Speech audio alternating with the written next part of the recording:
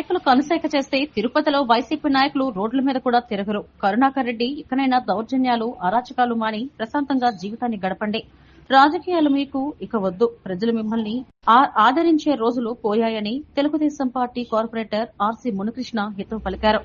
Tirupati press club లో శుక్రవారం ఉదయం జరిగిన మీడియా సమావేశంలో ఆయన మాట్లాడుతూ, గతంలో తిరుపతిలో కార్పొరేషన్ ఎన్నికలు, ఎంపీ బై ఎలక్షన్లు, టౌన్ బ్యాంక్ ఎన్నికలు ఏ తరహాలో దౌర్జన్య కాండను సృష్టించాయో అందరికీ తెలిసిందేనని, అందుకే గత అసెంబ్లీ ఎన్నికలలో అవినీతి రెడ్డిని 62,000 ఓట్ల మెజారిటీతో ఓడించారు.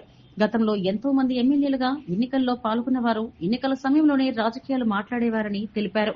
తిరుపతిలో డిప్యూటీ మేయర్ పదవి ఖాళీ అయిందన్న అప్పుడే క్యాంప్ రాజకీయాలు ప్రారంభమయ్యాయని, ఇందులో భాగంగానే కొంతమంది కార్పొరేటర్లు పాండిచేరిలో క్యాంప్ వేసి దాచుకున్న సంగతి అందరికీ తెలిసిందేనన్నారు. కనుక ఇకనైనా రాజకీయాలకు స్వస్తి పలికి ప్రశాంత జీవనం గడపాలని ఆయన సూచించారు.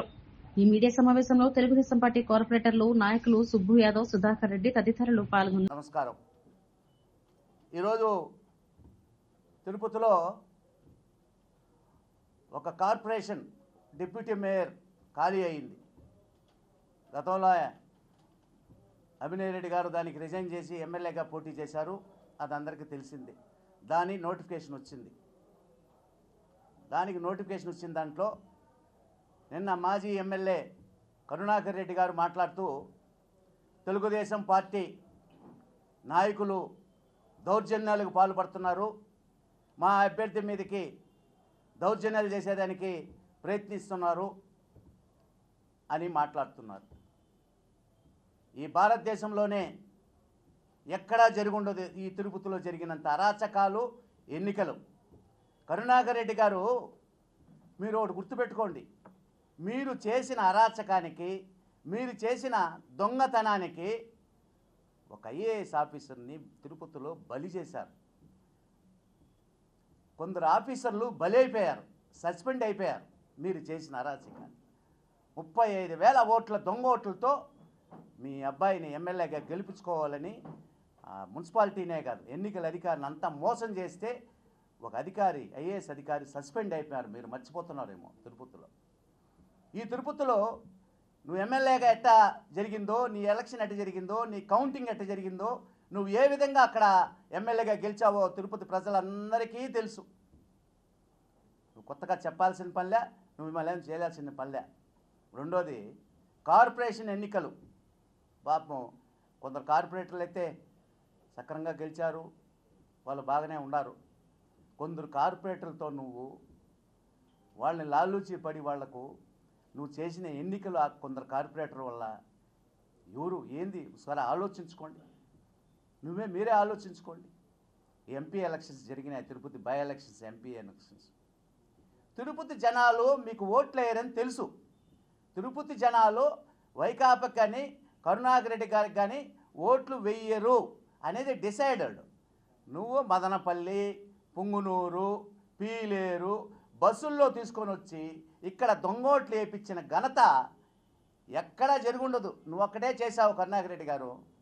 నువ్వు మాట్లాడుతున్నావు, మళ్ళా దౌర్జన్యాలు చేసావు తెలుగుదేశం పార్టీ అని. మా ప్రజెంట్ ముఖ్యమంత్రి రానా చంద్రబాబు నాయుడు గారు కావచ్చు, పవన్ కళ్యాణ్ కావచ్చు, నారా లోకేష్ కావచ్చు, ఇతర తెలుగుదేశం పార్టీ నాయకులందరూ కూడా వద్దు, మనకు రచ్చలొద్దు, ప్రశాంతంగానే పోతాము అని ఉండేదాని వల్లనే మీ రౌడీయిజం, మీరు చేసే దౌర్జన్యాలు ఇక్కడ జరుగుతూ ఉన్నాయి.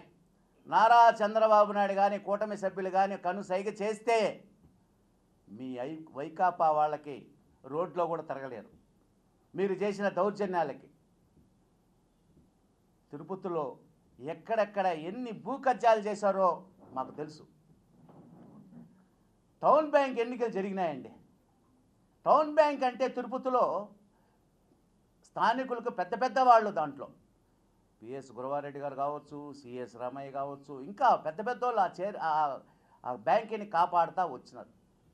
సరే, దానికి ఎన్నికలు ముందేం చెప్పారు, నామినేషన్స్ మేమేమి రచ్చలు చేయము, రంపులు చేయము అని చెప్పి టౌన్ బ్యాంక్ ఎన్నికలు పెట్టిన తర్వాత పోలింగ్ జరిగేటప్పుడు నిలబడే క్యాండిడేట్ పాపం వాళ్ళు 30 నెల రోజులు ప్రచారాలు చేసి వాళ్ళు ఇంటింటికి పోయి ఓట్లు అడుక్కొని అన్నీ చేస్తే నెల రోజుల తర్వాత పోలింగ్ జరిగేటప్పుడు వాళ్ళు ప్రచారం చేస్తూ ఉంటే వాళ్ళందరినీ పట్టుకొని పోయి లోపలేసేసి మీరే కూర్చొని మీరే, నువ్వు కావచ్చు, మీ అబ్బాయి కావచ్చు, ఇంకా వైకాపా వాళ్ళు కూర్చొని ఒక రౌండ్ టేబుల్ మార్గేసుకొని బ్యాలెట్లు గుద్ది ఒక్కొక్కరికి 32,000 అంట. ఒక్కొక్కరికి 32,000 ఓట్లు. ఎవరైనా మామూలు ఓటు పోతే స్వచ్ఛమైన ఓటు బ్యాలెట్ ఇస్తారు, పాపం వీళ్ళు గుద్దుకుంటా ఉంటే ఆ బ్యాలెట్ పెట్టుకొని నిలబడుకొనే ఉంటారు. అక్కడ ఎవరిని తెలుగుదేశానికి సంబంధించిన వాళ్ళు ఎవరిని ఆడ పెట్టకుండా అందరిని ఎత్తుకొని పోలీస్ స్టేషన్లో పెట్టించేసినావు. నువ్వు కావచ్చు, ఆ రోజు చోరెడ్డి భాస్కర్ రెడ్డి కావచ్చు, అందరూ కూర్చొని పోలీసు వాళ్ళు అందరిని పెట్టుకొని ఆ చైర్మన్ అభ్యర్థిని కూడా అరెస్ట్ చేయించేసినాం. మా పార్టీ తరఫున చైర్మన్ అభ్యర్థి ఉంటే ఆయన కూడా అరెస్ట్ చేయించేసినాం. ఈ చేసిన దౌర్జన్యాలకి గాంధీ రోడ్డు, మన గాంధీ బొమ్మ దగ్గర పోలీస్ స్టేషన్కి ఎదురుగా ఒక అంగిని ధ్వంసం చేయాలని చూసావు. నారా చంద్రబాబు నాయుడు గారే స్వయంగా వస్తే ఆయన అరెస్ట్ చేసి అట్నుంచి ఎయిర్పోర్ట్ నుంచి అరెస్ట్ చేసి బయటకు రానియకుండా చేసినావు. మీరు అరాచకాల గురించి మాట్లాడుతున్నారు. తిరుపతిలో, ఈ తిరుపతిలో చాలామంది తిరుపతిలో శాసనసభ్యులుగా ఉన్నారు. ఎలక్షన్ వరకే రాజకీయాలు ఆడేవాళ్ళు. ఎలక్షన్ జరిగిందా ఆ పార్టీ వాళ్ళు, ఈ పార్టీ మేము అనే వరకే ఉండేది. కానీ నువ్వు ఈ 5 ఏళ్ళు ఎవరిని ఎక్కడ ఏ ఇబ్బంది పెట్టాలన్నా నీ వల్ల అధికారులు ఎంతమంది బలి అయిపోయారు. భారతదేశంలో ఎక్కడ జరుగుండదు. ఒక ఐఏఎస్ అధికారిని సస్పెండ్ చేశారు పాపం. మరి ఎంక్వైరీ చేసి అతనికి ఇచ్చారనుకోండి, నీ వల్లనే కదా. నువ్వు మాట్లాడుతున్నావు మళ్ళా మేము దౌర్జన్యాలు చేయము, మేము ఒప్పుకోము. ఒకటి చెప్తానండి, తెలుగుదేశం తరపున నేను ఒకడే గెలిచా ఆ రోజు ఎన్నికల్లో. ఈరోజు నువ్వు ఎందుకు క్యాంప్ పెట్టుకున్నావు? నీ క్యాంపులు ఎంతమంది ఉన్నారు? వదిలో క్యాంపుని చేజెక్కించుకో. డిప్యూటీ మేయర్ని నువ్వు వదిలే క్యాంపు నుంచి అందరినీ. నీకు నిజంగా మనుషులు నీ మనుషులు అయితే నువ్వు చెప్తే ఇనేట్టుగా ఉంటే క్యాంపును వద్దు, వాళ్ళకి డబ్బులు ఇచ్చి ఇంటింటికి డబ్బులు స్వీట్ ప్యాకెట్లు ఇచ్చి క్యాంపుకు తీసుకుపోయావే నీ మనుషులే కదా. రా వదులు, క్యాంప్ వద్దు, రా నిలబడుకో. నేను ఒకడే, మా కూటమి తరపున 5-6 మంది ఉన్నారు, నిలబడు, గెలుచుకో. నీకు నీ కార్పొరేటర్ మీద నమ్మకంలే, నీ కార్పొరేటర్ని అనుమానం. మళ్ళీ నువ్వు మా గురించి మాట్లాడతావు. ఈరోజు తెలుగుదేశం పార్టీ పెట్టినప్పటి నుంచి ఇప్పటి వరకు తెలుగుదేశం పార్టీ తిరుపతిలో ఏ రోజైనా దౌర్జన్యాలు అరాచకాలు చేసినట్టు మీరు నిరూపించగలిగితే మేము ఎక్కడికైనా చర్చకి సిద్ధం. మా పార్టీ తరఫున ఎవరైనా సిద్ధం. అరాచకాలు ఎట్ట చేయాలి అని నేర్పించిందే మీరు, భూమన కరుణాకర్ రెడ్డి గారు. మీరు నేర్పించింది అరాచకాలు ఎట్ట చేయాలి, ఎలక్షన్ అధికారం ఉంటే ఎట్ట చేయండి అని నేర్పించిందే మీరు. మీరు అన్ని అరాచకాలు చేశారా కాబట్టే జనాలు మీ అబ్బాయిని 62,000 పైచిలుకుతో చరిత్ర 7 గంటలకు పోలింగ్ అంటే 5 గంటలకే క్యూలో నిలబడుకొని 4 గంటల సేపు నిలబడుకొని ఓట్లేసింది ఒక్క తిరుపతిలో జరిగింది. మీరు చేసిన అరాచకాలకి కరుణాకర్ రెడ్డి గారు మీరు చేసిన అరాచకాలకి 5 గంటలు క్యూలో నిలబడుకొని ఓట్లేశారు తిరుపతిలో. మళ్ళీ మీరు మాట్లాడుతున్నారు దౌర్జన్యాల గురించి. నువ్వు గతంలో టీటీడీ బోర్డు చైర్మన్గా ఉన్నావు, 2 సార్లు ఎమ్మెల్యేగా ఉన్నావు. నువ్వు నీ అరాచకము తిరుపతి ప్రజలందరికీ బాగా తెలుసు. ఓటు హక్కు లేని వాళ్ళని తెచ్చి ప్రెస్ మీట్లో పెట్టి కౌంటర్ ఇచ్చారు కాదు.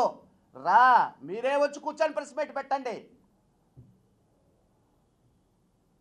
తిరుపతి ప్రశాంతంగా ఉంటామండి. తిరుపతి రాజకీయాలు ఏమన్నా ఉన్నాయి అని 5 రోజుల తర్వాత ఎన్నికలు అయిన తర్వాత అందరం ఎవరి పార్టీకి వాళ్ళు, అరే మీరు ఎంత దారుణం అంటే ఎవరి పార్టీలో ఎక్కడైనా ఫంక్షన్ జరిగితే పోకూడదు. మీ కార్పొరేటర్లు పార్టీలకి మనకు చూస్తారు. మీరు అక్కడికి పోతే ఎందుకు పోయినావు అంటారు. వాళ్ళు ఎవరితో మాట్లాడకూడదు, ఎందుకు వాళ్ళతో కలిసినామంటారు. ఏవయ్యా మీ కార్పొరేటర్లు అంటే మీ ఇంట్లో జీతకాళ్ళ? వాళ్ళు జనాల్లో ఎన్నిక వచ్చినారయ్యా. కార్పొరేటర్ గౌరవించావా నువ్వు అంటున్నావు మా వాళ్ళు గెలిచింది ఎంతమంది, ఆయన గెలిచింది ఒకరే తిరుపతిలో అనేసి. పోనీ మీ కార్పొరేటర్కి ఆ రోజు నాకు గౌరవం ఇచ్చావా? కార్పొరేటర్లకు ఉండాల్సిన విలువ ఇచ్చావా? మేయర్ గారు, మేయర్ అంటే ఏందయ్యా? భారతదేశంలోని మేయర్ అంటే ఏంది? తిరుపతిలో ప్రథమ పౌరులు అలా ఉన్నాయి. నువ్వు ఏ రోజైనా మేయర్కి 4 సంవత్సరాలు అవుతా ఉంది కార్పొరేషన్ ఎన్నికలు జరిగి ఆమె మేయర్గా అయ్యి కూడా ఏ రోజైనా ఆయనకి ఇవ్వాల్సిన గౌరవం ఇచ్చావా? ఆ మేయర్కి ఇవ్వాల్సిన గౌరవం ఇచ్చావా? చెప్పవయ్యా ఒక్క మాట కరుణాకర్ రెడ్డి గారు. మొత్తం మీరే, పైన నువ్వు కూర్చుంటావు, కింద మీ డిప్యూటీ మేయరు అప్పుడు అభినయ్ రెడ్డి గారు. ఎవరు మాట్లాడేదానికిలే, మొత్తం మీరే మాట్లాడేస్తారు. ఆమెకు ఒక గౌన్ వేసి తీసుకొచ్చాడు కూర్చొని పెడతారు, మళ్ళీ తీసుకొని వెళ్ళిపోతారు. ఏందయ్యా, మీరు తిరుపతిలో ఉన్నారు కాబట్టి ప్రశాంతంగా ఉండేది చూసుకోండి. మేము అరాచకాలు తిరుపతిలో ఫలానోళ్ళు అరాచకాలు చేశారని నువ్వు చూపించు. మేము కావాలంటే పేర్లు ప్రతి ఒక్కటి చెప్పగలుగుతాం. ఎవరెవరు అరాచకాలు చేశావు, ఎక్కడెక్కడ అరాచకాలు జరిగాయి, ఏమేమి జరిగిందని మేము చెప్పగలుగుతాం. కోఆపరేటివ్ బ్యాంక్ ఎన్నికల్లో 32 ఓట్లు, వేల ఓట్లతో ఎన్నికను పెట్టుకున్నావే. ఆ కోఆపరేటివ్ బ్యాంక్ ఎన్నికలు అంటే ఏంది? కోఆపరేటివ్ బ్యాంక్ అంటే తెలుసా మీకు? అసలు కరుణాకర్ రెడ్డికి తిరుపతి ప్రజల మీద ఒక కసి, ఎందుకురా వీళ్ళు మనకు ఓట్లు వేయరు అని కసి నీకు. అందువల్ల ఆ కసి, నీ మీద ఉన్న కసి పొద్దు మొన్న 62,000తో మీ అబ్బాయిని చిత్తుగా ఓడించారు. ఇంకానే నేర్చుకొని నువ్వు విమర్శించేటప్పుడు చంద్రబాబు నాయుడు గారు ఆయనకు తెలియకుండా జరుగుతుందా, ఆయనే కానీ మాకు చెబితే మీరు ఏమన్నా చేయండి తిరుపతిలో అంటే, ఇక్కడ మీ అరాచకాలు చాలవు, మీ దౌర్జన్యాలకి ఎవరు నిలబడి ఇక్కడ తట్టుకో. మీరు మళ్ళీ కాదు, మేము నిలబడితే తెలుగుదేశం కూటమి కానీ నిలబడిందంటే మీ వైకాపా వాళ్ళ అరాచకాలు ఇక్కడ సాగవు. తరిమి కొట్టే రోజులు వస్తాయి. జాగ్రత్తగా చెప్పండి. మీరు పద్ధతిగా నడుచుకోండి. మాట్లాడేటప్పుడు కూడా పద్ధతిగా మాట్లాడండి. చంద్రబాబు నాయుడు గారి గురించి కానీ ఇంకితర మా కూటమి నాయకుల గురించి మాట్లాడితే చావలగా పరిమాణాలు వేరేగా ఉంటాయి. కరుణాకర్ రెడ్డి గారు ఇంకైనా సరే మీరు తెలుసుకొని, వివరాలు తెలుసుకొని మాట్లాడండి. ఏ కార్పొరేటర్లను దబాయించారో రమ్మనండి. ఊరికెందుకు మీరు చెప్పేస్తూ ఉంటే ఎట్టా? అది మేము కూడా ప్రశాంతంగా ఎన్నికలు జరుగుతాయి. కార్పొరేషన్ ఎన్నికల్లో కూటమి బలపరిచే అభ్యర్థి గెలవబోతారు. మేము దౌర్జన్యాలకు ఎక్కడా పాల్పడలే. ఏ కార్పొరేటర్ను కూడా మేమేమి కిడ్నాపులు చేయలే, దౌర్జన్యాలు చేయలే. నువ్వు కాకపోతే బలింతంగా రానంటే కూడా ఫ్యామిలీలతో కూడా వెతుకుమే క్యాంప్ పెట్టుకోండావు. పాండిచ్చేరిలో క్యాంప్ పెట్టుకోండావు.